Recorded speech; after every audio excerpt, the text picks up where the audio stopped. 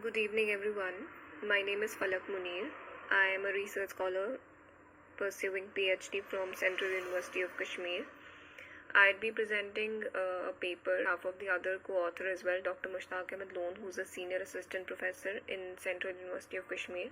The title of our paper is Modern World Epidemic: Are Academic Leaders Narcissists? So the introduction of the study starts with the definition of narcissism. So, Rosenthal and Pitsinki in 2006 have actually given certain characteristics which define narcissism broadly, which are grandiosity and people who have a sense of vanity and are really self-absorbed, and they actually like the self-entitlement. They have a very fragile self-esteem and are usually aggressive. So such kind of a personality trait has been found to have detrimental effects in the workplace. So it has been found that narcissism is increasing in the present era in the service industry. So we wanted to gauge narcissism in the academics, as in the faculty members of the higher education, the universities. So the objectives of our study are examining the status of leader narcissism in sample organizations. Second, to examine the influence of gender on narcissism. Third, to examine the influence of age or narcissism.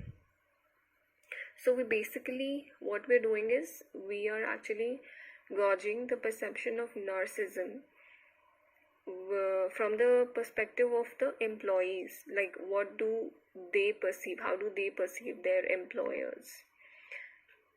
So the hypothesis as per the objective: number one, leaders would exhibit higher levels of narcissism. Second, male and female respondents would differ on narcissism. Third, respondents would differ on narcissism based on age.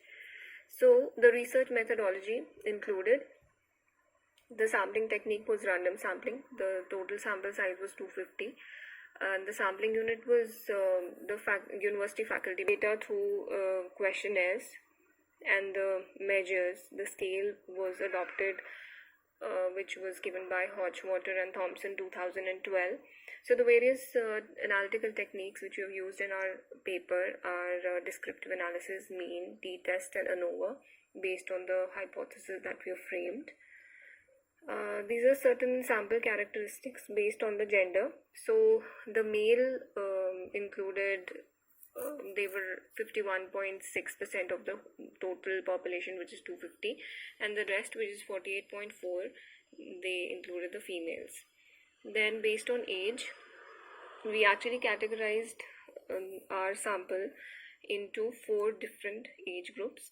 So the number of people who fell into the age group of 25 to 35 were 46%, 36 to 45 were 29%, 46 to 55 were 15.2%, and then the rest, who belonged to 56 and above, were 9.6%.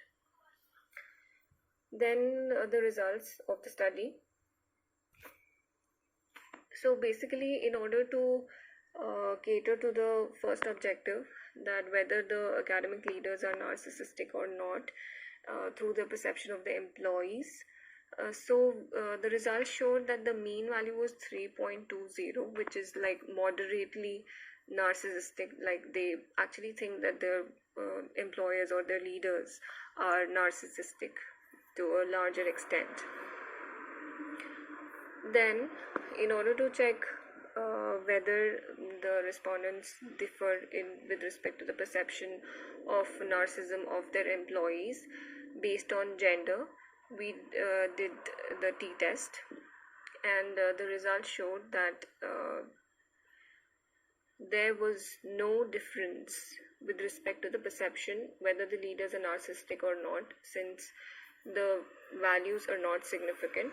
Again, for the age, we wanted to check whether there was a difference with respect to the perception which the employees were holding with respect to the narcissism of their employees. So again, there was no difference. So all of them thought that yes, the leaders are narcissistic moderately. So, coming to the conclusion, so the brief summary of the findings of this study actually indicate that the leaders in the university or the higher education, they are narcissistic. Moderately higher values were found in the study, and also the suggests that leaders who are narcissistic, they are very crucial for both workers and the organization, since they have very negative influence on the workers. So, for example, it actually affects the well-being of the employees. It increases absenteeism in the organization. It just increases the deviant behaviors of the employees. So, therefore, leaders who would be less narcissistic or exhibit no narcissism would have a positive effect on working relationships with other colleagues. And if this pattern persists, the end effects will boost the employee outcomes. So, as a result, there would be a profitable organization. So, that would be it. Thank you so much. I wish you all good health in these times.